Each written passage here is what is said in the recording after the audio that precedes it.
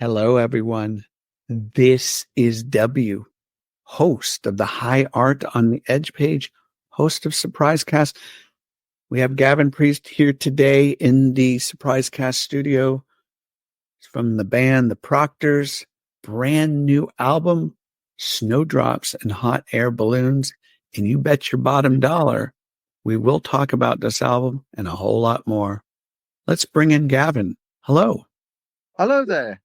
How are you? My goodness, how are you today? I'm very well. Very well. Could you tell the listeners where you are podcasting from?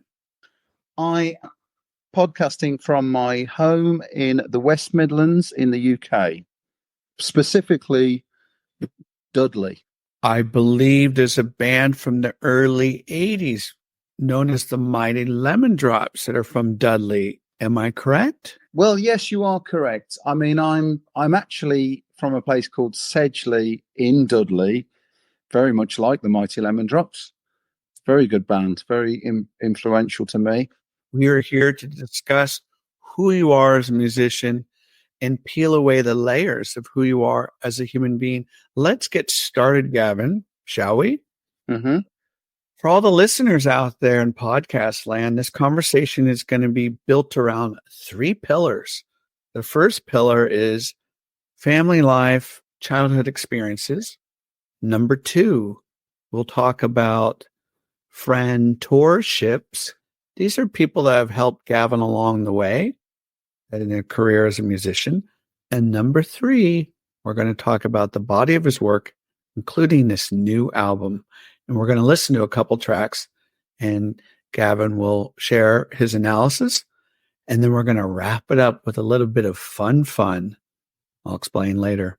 Let's get started. So, Gavin, in my hand, I have a little wonderful book called Good Grief, Peanuts Pick-Me-Ups for When You Need Them the Most. These are little nuggets, little kernels of advice, perspectives, if you will. Mm-hmm. And I'm going to read the first comic strip to you, and then I have a question.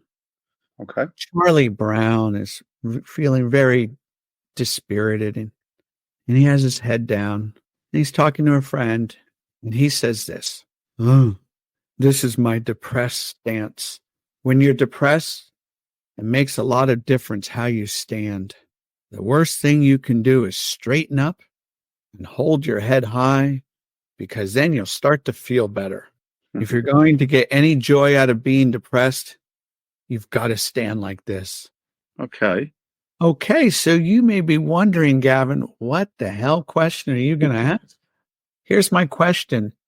Tell us a time when you were feeling quite low, sad, melancholy, maybe depressed during your early childhood experiences. Well, probably not due to anything in particular that happened to me, but I still am. And I remember, being a kid and having lows, definitely, and really not being able to put my finger on it. I think Sundays in particular, whether it was just sort of, I don't know, certain TV programs used to sort of like kind of, not, are you talking sadness or just general low kind of, Either one. Well, yeah, I definitely used to think, as a bit of a, I do feel like this is some sort of therapy, but it's good. But I've learned to live with it, and I think everyone's a little bit like it. But yeah, I'm definitely used to have lows and a bit of a dark cloud, if you like. And I think I sometimes used to enjoy, sort of wallowing in that a little bit. I don't know. I think I still do sometimes, but as a young child, yeah, it wasn't, my parents argued quite a bit and stuff like that. So there's probably those kind of, that's not a great answer, but that's as honest as I can be, really. That's what I'm looking for. Thank you for sharing. Let's go back to your childhood, which is another reason why I picked this. The Peanuts were really important to me. in terms of understanding how these characters were feeling whilst growing up, playing baseball, having school issues, falling in love, philosophizing about life. So tell the listeners, Gavin, what was your childhood experience like? I've got two sisters and one brother. I mean, there's a little bit of a selective memory, I think, because my parents did split up in the end, so there was sort of a bit of arguing going on and stuff like that, really. But I've got memories of sort of normal kind of holidays at the seaside and stuff like that. We never went abroad or anything like that, but yeah, I think my parents did as well as they could with us. But I think me and my younger sister in particular probably bore the brunt of their breakup, really. Yeah, I just used to, I had a lot of friends in the street where we grew up. We used to, play football, go on our bikes, and then kind of, there was a lot of kids my age had older brothers and sisters, and we'd like, listen to their records and stuff like that. It was quite a, I've said what I've said, but it's quite a happy, looking back, rose tinted spectacles for it. I'm quite nostalgic, really, and I think that does come out in my records and or my songs, I should say. But yeah, so just sort of, it was a normal kind of like, I'm quite old. It was the late 70s, early 80s, really, when I was growing up. So,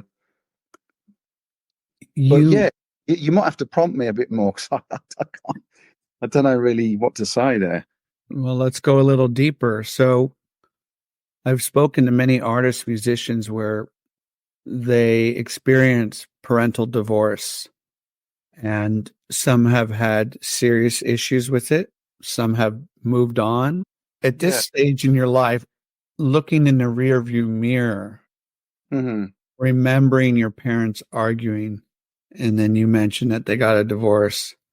How the hell did that impact you? I can't really remember, hearing the first argument or whatever. But looking back, and I lost my mom, but I've still got my dad, and he's still lovely and fighting fit. He probably wasn't, they were probably both a little bit to blame. I don't know, but like looking back, oh yeah, it definitely, I believe it shapes a little bit who I am. I think you're born a certain way, but I think your surroundings definitely impact on your perhaps self-confidence and things like that. But it was tough, they had 4 kids and actually, and I don't mind sharing because I don't mind telling you that my mom had quite, well, mental illness, really. She developed an extreme form of OCD, you see. And I think that was probably brought on by the relationship breakdown and whatever. So if I don't know if you do therapy in your day job or whatever, but this is probably like golden material to you. But I can laugh about it, really. It's not, it's personal, but there's a lot of people who've got these kind of, I think we all suffer with a bit of, mental illness, if that's probably not the correct term to use these days. I'm not sure, but I think in varying degrees, but yeah, that when I saw my mum, having episodes, and sort of it manifested itself that she had massive ritualistic behavior and stuff like this. My friend said, "Oh, why is your light keep going on and off 100 times?" And stuff like that. And of course, it was, my mum would have a ritualistic thing of turning the light on and off and things like this. But it wasn't recognised then, OCD. Mm-hmm. So we ended up having it was very difficult, and I loved my mom dearly, but it was so difficult. And when my dad left, it was like really, if we were to use the wrong towel or something like that, because it was like sort of a germ type of phobia as well. And suffice to say, something was in control of my mum that she couldn't. I do think it could have been brought on by. So I've looked into it a bit. It could have been brought on by a kind of a guilt that she may have had. But I think it's good for me to get all this out, and because anybody listening might sort of have a similar experience. I don't know. I don't know what I'm trying to say. You betcha. You can cut it out or leave it in. I don't care, because no, this is really important. And the reason why I feel that it's important, because you nailed it right there. Somebody that is listening to this podcast, they either have experiences themselves, or they know of someone, deceased or alive. Part of the reason why I do these podcasts, in addition to talking about music and art and all that, is to help the audience connect and relate to my interviewee with OCD, which I've dealt with because I was a school teacher for many years. I saw it in children. Okay. I saw it in some of the parents. So you're looking at genetics, you're looking at environmental issues that can bring this stuff on. And I think it's important, in my opinion, I've always felt that it's important to bring these things to the table. I do think I carry a sort of a half, like, love my mom, so much and everything, and I still cry if I think about her and whatever. Not as much now because time heals with somebody passing on and whatever. But I do. I'll be honest with you. I hold like a bit of a resentment as well. Okay. And that might not be against her personally. Yep. It's more against the illness, really. Yep. And just sort of that perhaps a normal childhood was kind of, taken away by something. Perhaps, she wasn't perfect in that way, and would be quite strict, and sometimes to the point where I'd think that was a little bit unnecessary. I dropped a bottle of milk and got a big slap, whatever, and it was like, heck, I didn't see that coming, But I mean, that's, I understand being a parent, that you can be kind of, that it can be the straw that breaks the camel's back and stuff like that. But thank you for sharing, and thank you for being vulnerable. I appreciate that. And before we move on to the next segment of this conversation, I do think this next follow-up question is important. For whatever you want to share, totally up to you, Gavin. Okay. So you have kindly shared a little bit of your childhood experiences, particularly with your mom's situation. In going through that difficult experience regarding your mom and OCD, do you feel like you inherited some of those traits at all? Not in terms of ritualistic stuff. Okay. I mean, I've got a weird thing where if I drink water, I feel like I want to drink it in multiples of like 4 or 8 or 12, or in 4s, Yeah. But if you ask me to drink a glass of water now and do it in 13, unlucky for some, I would just do it. But no, I don't go and double check if the door's locked 10 times, or miss walking on the cracks in the footpath. I've probably got other kind of chemical imbalances in my brain or whatever, as the one medical professional explained to us about my mom, the ones which the tablets were supposed to balance up these kind of test tubes that were all over the place and whatever. But yeah, I don't have any OCD. Sorry, short answer. Perfectly okay. We're going to do 5 on 5. Now, let me explain what 5 on 5 means. I'm going to ask you 5 questions here. You get 5 minutes to answer as many as you can.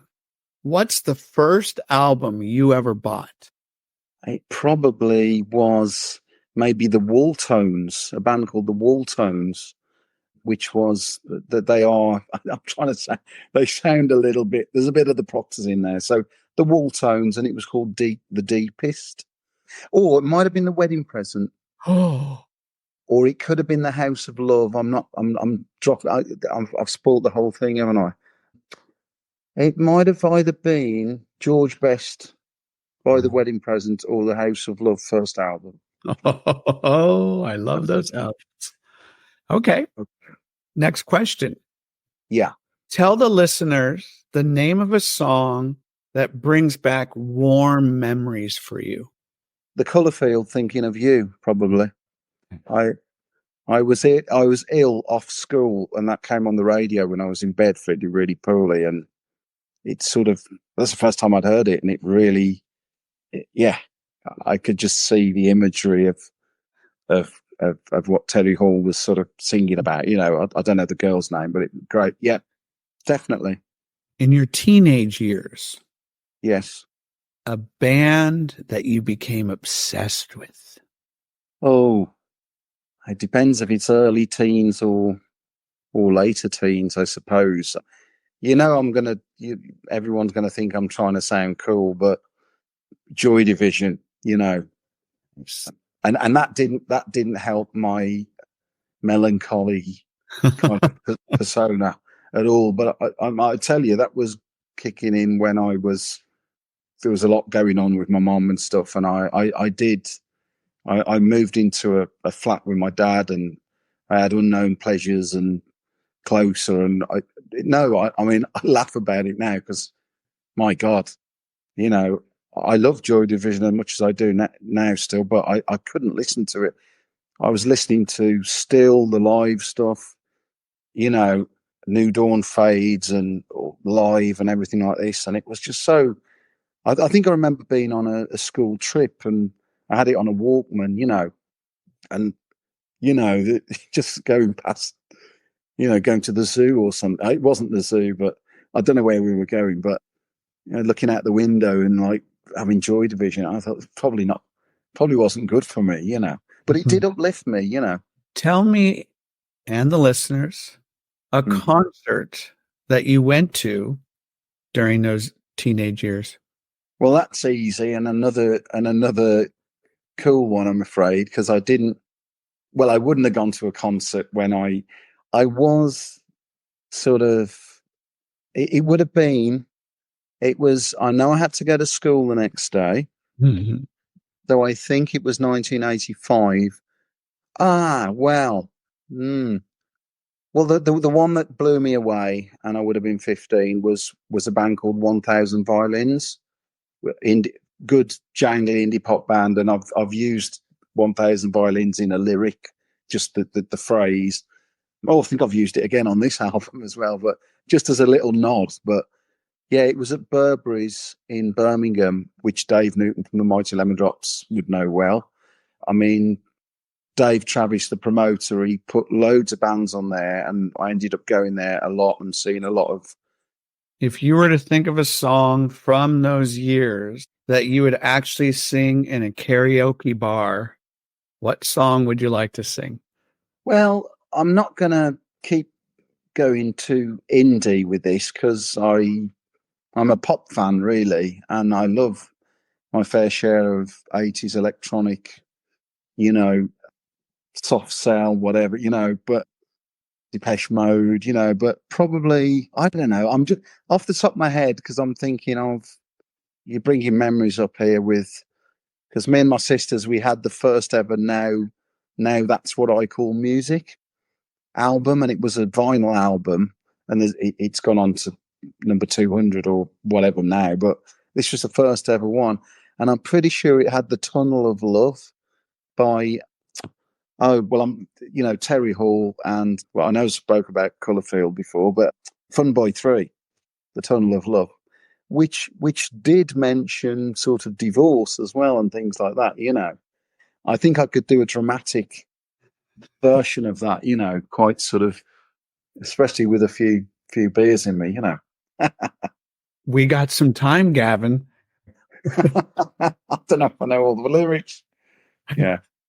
Thank you for participating in 5 at 5. Let's move on, shall we? Okay. This is part 2 of our conversation. The second pillar, this is not friendships, but mentorships. I'm going to read something to you and then ask you a question. This comes from a book called Build the Life You Want, written by Arthur C. Brooks, with some commentary by Oprah Winfrey. Mm-hmm. In this part of the book, he talks about one of the keys to happiness is friendships. Arthur writes, all the more reason than to take honest stock of your friendships. The convenient way to do this comes from none other than the ancient Greek philosopher Aristotle. In his Nicomachean Ethics, he argued that friendships can be classified along a kind of ladder. At the bottom rung, where people are least connected emotionally, so the commitment is weakest, are the deal friends based on utility to each other in work or social life. These are colleagues, partners to a transaction, or simply those who can do each other favors. Higher up are friendships based on pleasure, something you like and admire about the other person, intelligence, sense of humor. At the highest level are friendships of virtue, of what Aristotle called perfect friendships. These friendships are an end in themselves, not instrumental to anything else. Aristotle would say they are complete. So here's my question, Gavin. The work you do as a musician, tell the listeners people along the way that have helped you in this industry. There's a guy called Andy White really encouraged me. And he actually, a bit older than me, still does music, makes good music. And he encouraged me, and he probably, well, I know he gave me a lift over to Burberry's a few times to see some gigs and things. Got in a band with Andrew Davis and Stephen Davis, the Cudgels. People who know the Proctors may know of the Cudgels because we released some stuff on Sunday Records, which is the label that this new album is on. And obviously, when you're in bands, you become mates. You know, I would say, yeah. And Andy White and we formed a band called the Fun Arcade, and he was quite encouraging to me. Got me on guitar, but the first gig we did, I was so nervous that I played entirely with my back to the audience, and I just couldn't turn around. You know, I mean, whether that's a form of OCD, because I literally physically could not turn around and face the audience. One person I'd like to mention, while I'm dropping out names, Pete Williams. He's a hero of mine, local hero, Dexys Midnight Runners original bass player. And I was at college with his wife, Debbie, and they were both so lovely to me. Debbie took all the early photographs of the Proctors, which the lineup at the time featured my sister, Christina. So we go back. You might have to do your research. It's all on the internet. But Pete, actually, we turned up to do a recording session, which was basically just going to be my kind of a bit of a realization of some bedroom demos I'd made on a little 4-track demo. Well, I got my friend Adrian, who was the drummer in the Cudgels. So yeah, Aid, I've got to mention Aid. I mean, me and him were as thick as thieves, you know, going to gigs, you know, kind of coming up with ideas for what a band might sound like, and then we got into the Cudgels with Stephen and Andrew, and then after that, but we turned up at the studio, and Pete Williams from Dexys was the guy sitting on the mixing desk. That was his sort of side hustle gig or whatever. Obviously, Dexys weren't going anymore, so he was doing it. It was like a bit of a community studio, but I couldn't believe it. I thought, oh my God, I've got to like sing in front of this guy, But he was so lovely, and he played harmonica on a couple of our tunes. He just said, "Oh, I've got an idea for that," and he jumped in and played a bit of keyboard, and So honestly, we were pretty awful, really. But he was so encouraging. So that's definitely one person I can say was and really. And actually, he came to our last live show in Birmingham, and I hadn't seen him in a good while, and it was so lovely to to see him, and Debbie came, so it was great.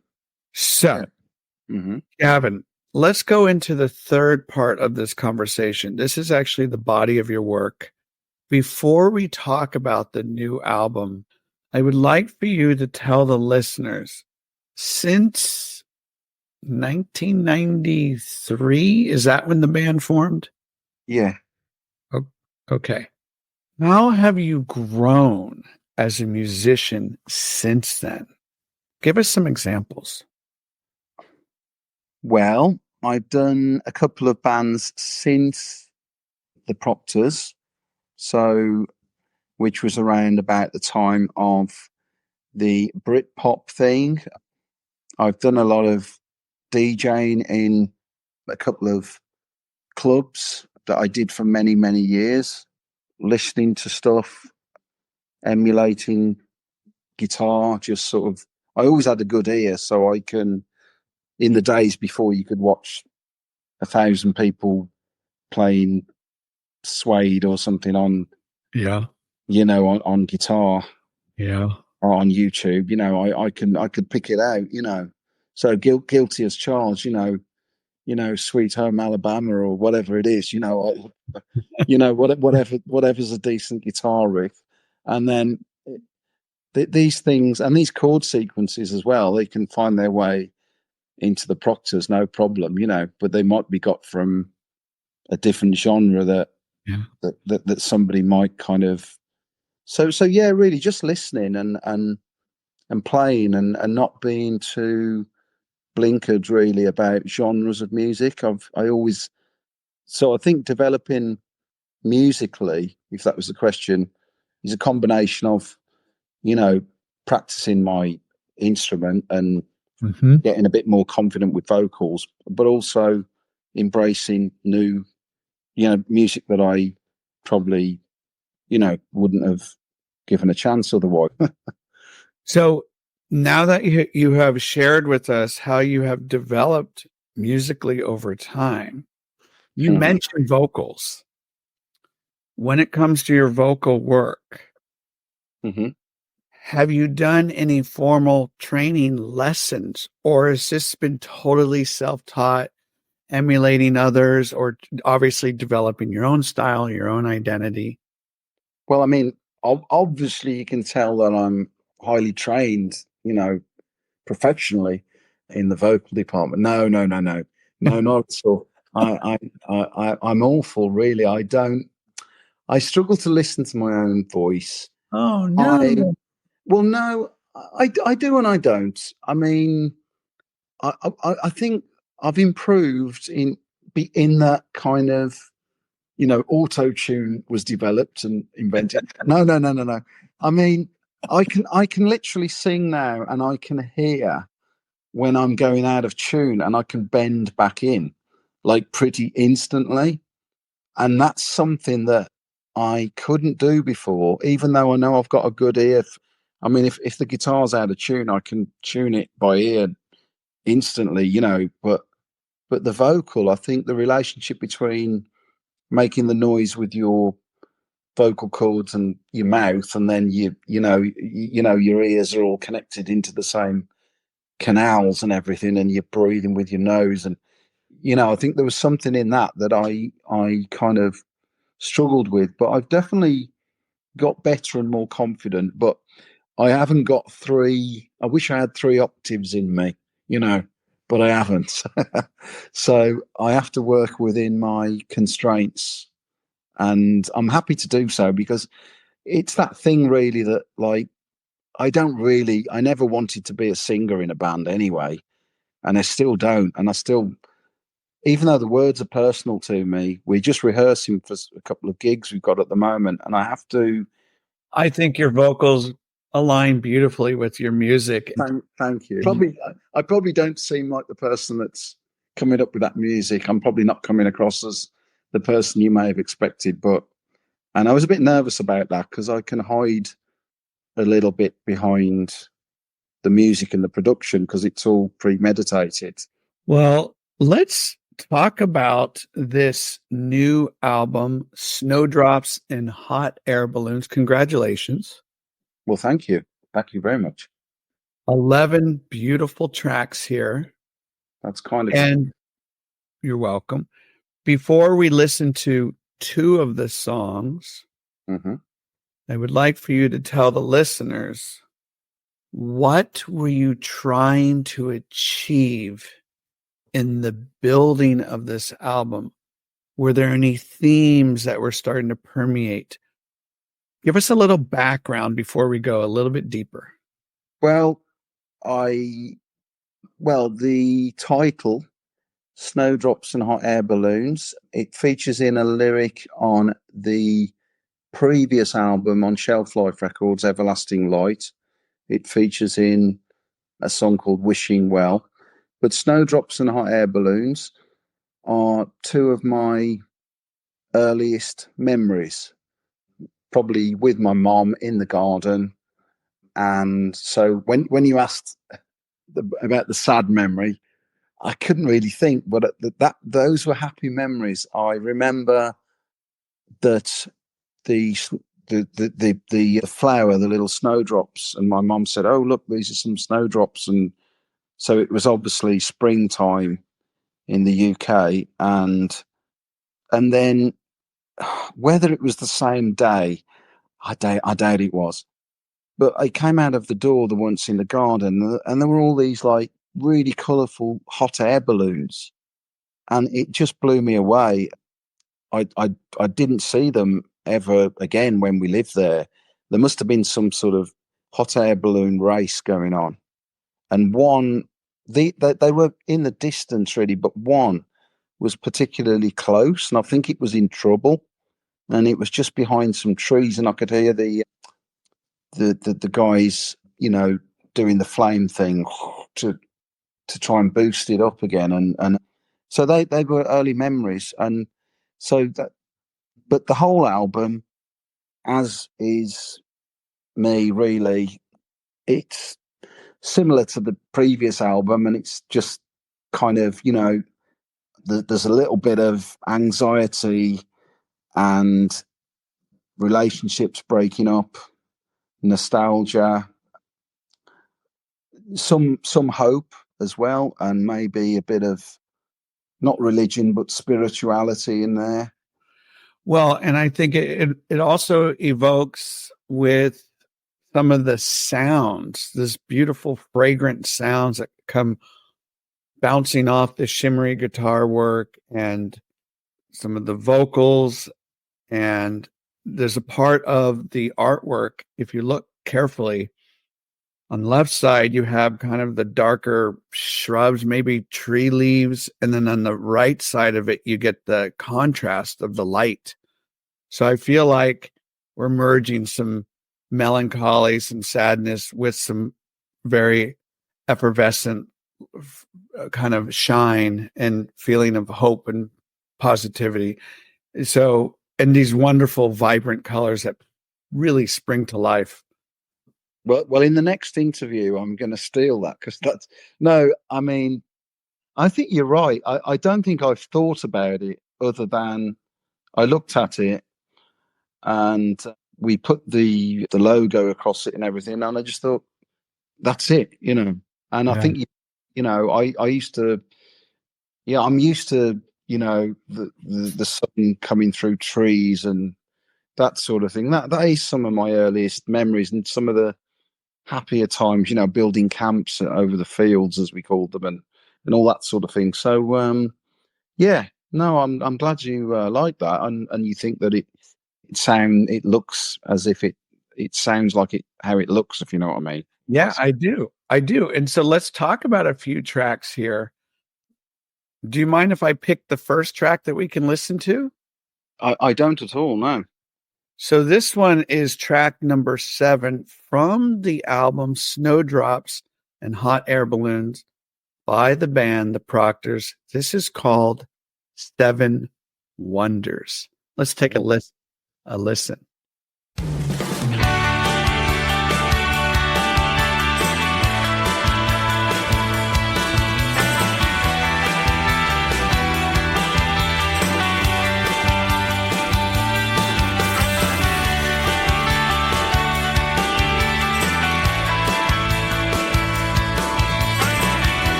And talk. I don't want to disappoint you.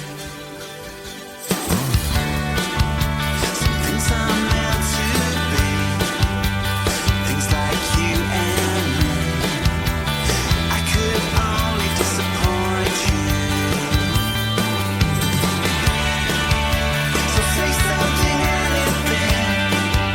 Just don't say the words that bring me falling to my knees. Okay, Gavin, now that we have heard a little bit of this song, could you give us a bit of a backstory to it? Well, I think, like a lot of my songs, it can be sort of like when you have a dream, when it's like there's one person, but they end up being like two people, and it doesn't. And you think, what's going on? You know, like in the Vanilla Sky thing or whatever, with the two Sophias or whatever. Not that I'm digressing massively there, but well, the lyrics of the song, I think. Well, I don't want to be too graphic, but it's probably a little bit kind of the, you know, being young and sort of, you know, falling for someone, not wanting to disappoint them, perhaps, yes, sexually, and kind of not kind of, you know, taking a nature walk as you will, and not. I experienced that, you know. I kind of, you know, before you've kind of got onto those, having those experiences, if you will. So there's a little bit about that. Absolutely. And again, you're bringing up stuff here, Gavin, that is very universal. People have gone through this stuff. People that are listening are probably sitting there going, hell yeah, I remember this, or I've experienced this, or I've been the recipient in some fashion. It's a beautiful, stunning track. No, thank you. This is track number 10. Take a listen to The Final Kiss.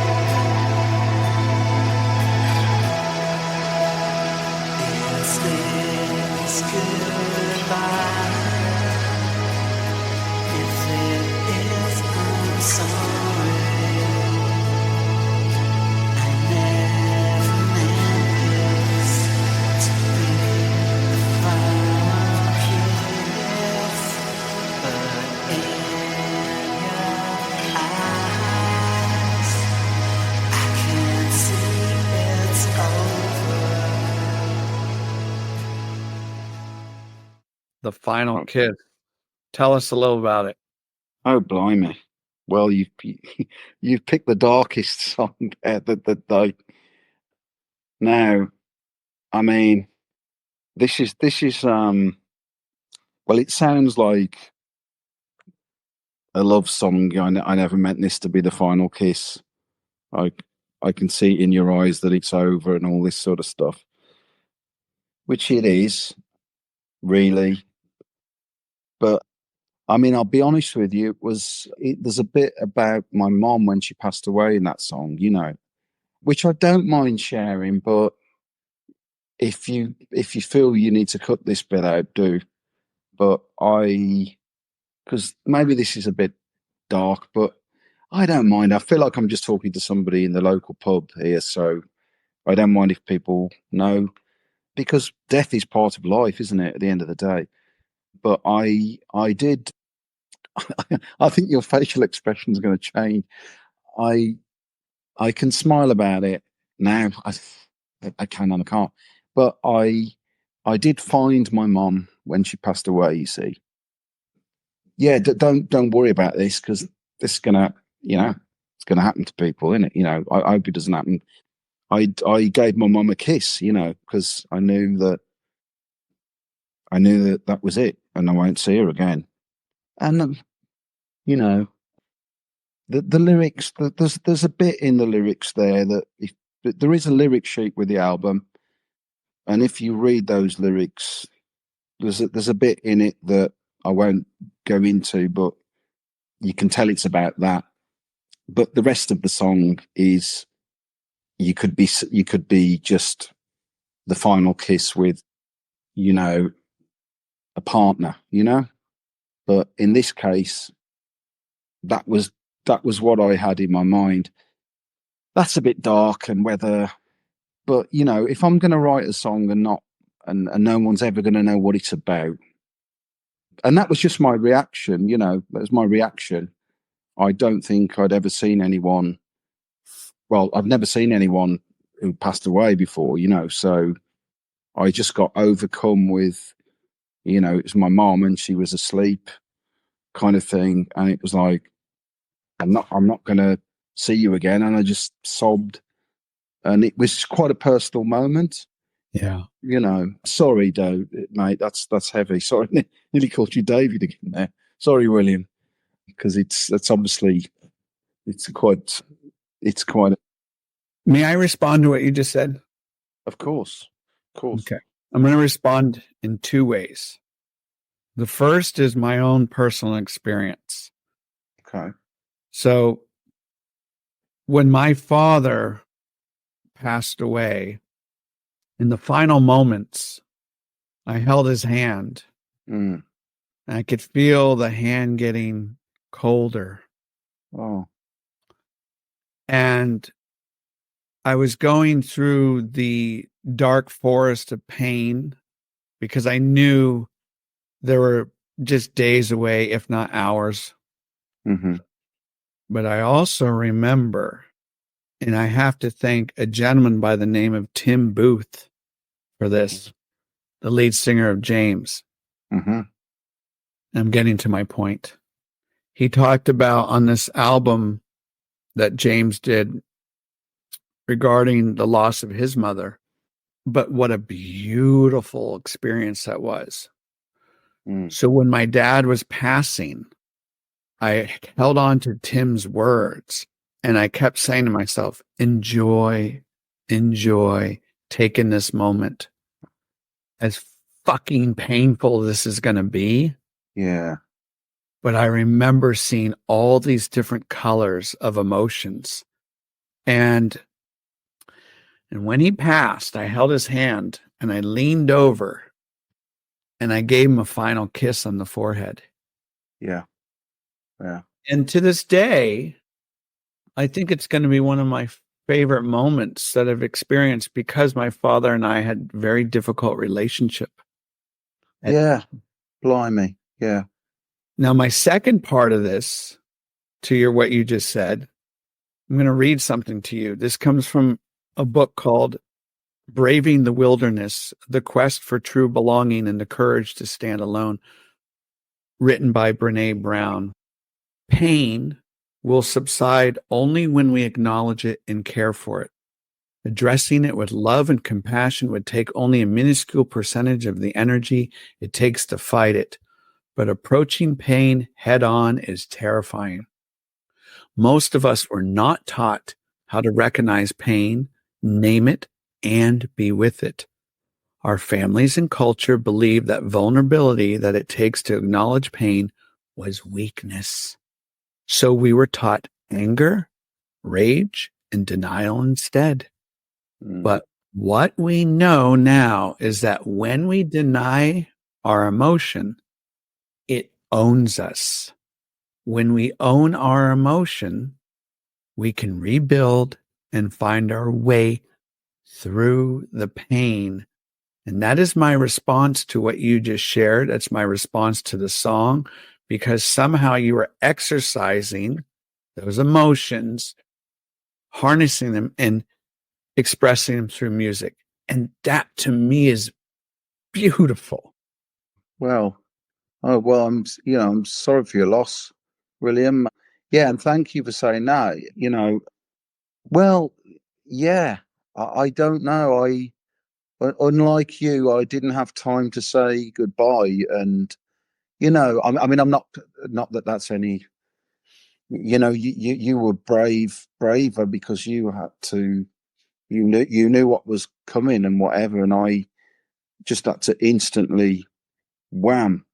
And I always thought I'd go in and find my mom. I had a feeling about that, and she wasn't ill. She wasn't. She had a sudden embolism, you see. So there was no, she had problems, with anxiety and OCD, but she was actually doing quite well, doing fine. So it was a real shock. But yeah, I'm so that's my experience of it, and it's of losing a parent, and I'm right with you there. It's not an easy thing. No, it's not. And again, we're talking about a universal experience many people that are listening to this podcast can relate to. And perhaps it might encourage them to go through that with maybe a memory, sharing of a story, maybe creating art around it, whatever it is.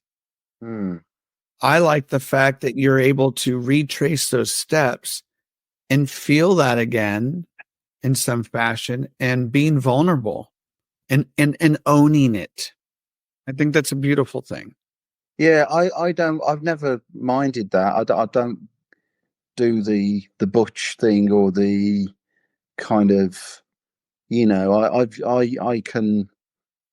used to actually really, as a child, I think, hold in stuff, and I would rarely cry and things like this. But as I've got older, I can cry at a film or whatever. But I certainly sobbed that day, and I probably was a day that I thought, I don't know how I'll react when my mum is gone. But my God, it all came out really. I mean, I was shocked. Obviously, I was in shock, but it was almost a beautiful, peaceful moment when the shock had subsided, because it was just so quiet and it was just me and her, and she just looked peaceful. Yeah. And I thought, all hell's going to break loose in a minute when I pick up the phone to somebody, and there's going to be people coming through here, and I won't have this moment again. I won't have this chance again. So, I kind of called her mommy. It was ridiculous. I don't care. I don't know what. It was kind of, yeah. I became sort of 3 years old again. Sure. And that makes complete sense to me. I mean, look, it's kind of the cycle of life, and that's a whole nother conversation, but thank you for sharing. No, I appreciate it. And you're not alone. I wish I'd have focused more on the music. I've probably given you some things there to go on, because you're quite a deep person, and I probably should have. If people read the lyrics and listen to the songs, they might think that's a different guy, but it isn't. I agonize about the lyrics. I try and make them sound like poems, so that they stand alone. as something you can read, and that takes a long time because it's like, the music comes first, and then I fit these kind of lyrics in, but I'm agonizing for ages. And then also I'm conscious that I want it to mean something, that rather than just a bunch of kind of words that rhyme with each other and whatever, Yeah. Well, you definitely caught my attention with your work, so thank you. And I want to wrap this conversation up with a little bit of fun time. Are you ready for this? Thank God. I bet people will be relieved. Okay. Yes, please. Yeah. So I'm going to throw out a phrase or a question, and you just respond quickly. We are in the lightning round part of this conversation with Gavin Priest from the band The Proctors. What is your favorite month of the year? December. What is your favorite color? Blue. Who is your favorite superhero? Spider-Man. At this point of your life right now, what is your favorite type of food? Chinese. Breakfast, lunch, or dinner? Dinner. If you had to change your first name, I mean had to, what would you change it to? David. I was going to say it's David. Well, I'm just looking at a picture of David Bowie on my wall, and that's all I could think of. Sorry. But nothing to do with you and my mistake earlier. No, I'm just kidding. Next one. A place that you like to visit to find some peace and quiet. Baggeridge Woods. Do you have a nickname? Only Gav. Is your bed made right now? Yes. If you could afford any car, which one would you purchase? Just a classic Beetle Volkswagen. Nothing fancy, nothing modern, not a sports car. Or maybe the one from Back to the Future, time travel, the DeLorean. Yeah. If it worked with the flux capacitor, yes. What dish do you cook the best? Just pasta, really. Favorite curse word right now? Bloody hell. I'm lying. I'm not going. I can't swear, can I, on this? You can swear. Trust me. Really, for fuck's sake, is mine. Yes. A favorite board game of yours? Oh, well, Monopoly. One David Bowie album everyone should own. It's got to be, I would say, well, Hunky Dory. What is your favorite type of weather? Drizzle. like light rain on a summer's day, if you can, when it's too warm. Any more? What were you afraid of as a child? Girls. That's a good one. Okay. Two more.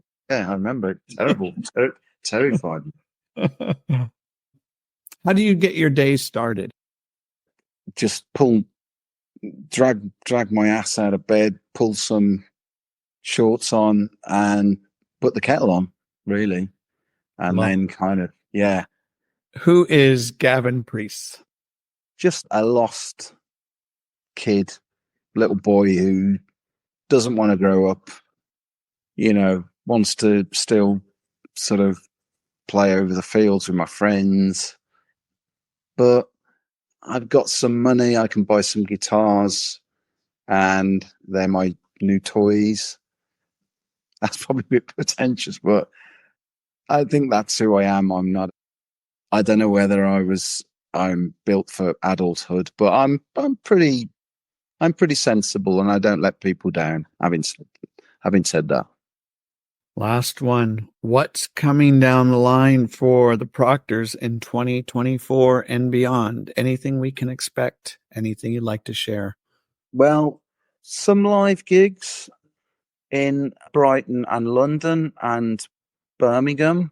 that we've got one in Birmingham on the 7th of July. The place called the Rock and Roll Brew House, which is a brewery, but they're music fans and they put some really good, cool stuff on. I mean, they had Reckless Eric on recently, and we played there with Swansea Sound as well, Amelia Fletcher and those guys. But yeah, some live shows. We're trying to look at getting some gigs. If our friend David Newton will help us in America, yeah. So we might do LA and work our way up to Portland.